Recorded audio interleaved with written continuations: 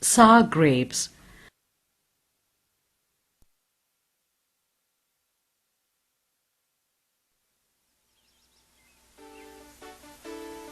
Once upon a time, there was a big furry fox that lived with his fox family in the woods.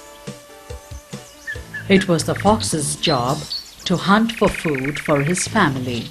He would stroll through the jungle looking for food. Since it was summer and his fur was thick and furry, the fox used to feel very hot indeed.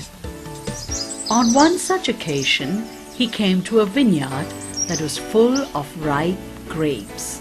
The fox was very surprised. "I must not have come to this part of the woods before," he thought to himself.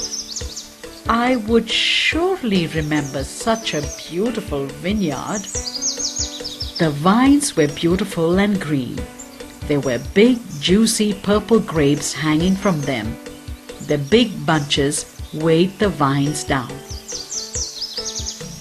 The fox looked at the grapes greedily. His mouth began to water at the sight of them. He was so tired and thirsty that he decided grapes were just the right thing for him. "By hook or crook, I've got to have some of these grapes," he said. He stood up on his hind legs and tried jumping up to reach them.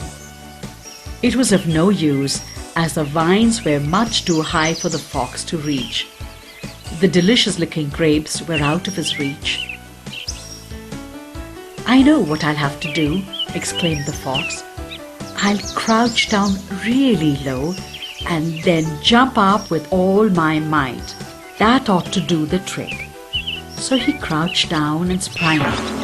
But he missed the grapes by just a whisker and tumbled to the ground in dismay.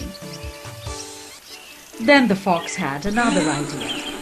He saw a stone on the ground near him, so he went and pushed it with all his might and finally managed to roll the big stone under the grapevines. "Now I'll reach the grapes for sure," he said. He clambered onto the stone and stood up on his hind legs and began to jump up and down again. But the poor fellow still couldn't reach the bunch of grapes. He really wanted to eat some of the grapes, but he could not reach them at all. The fox was very, very upset, and he began to howl. "All my hard work for nothing, all in vain. I shall never be able to reach those grapes."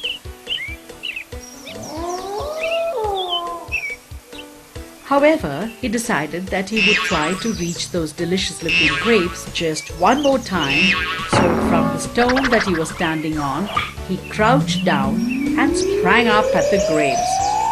But he only ended up hurting himself as he took a nasty fall again. The poor fox got up and limped away into the distance. Since he hadn't succeeded in reaching the grapes, he consoled himself by saying, "The grapes are probably sour anyway." He vowed never to go into that part of the woods again.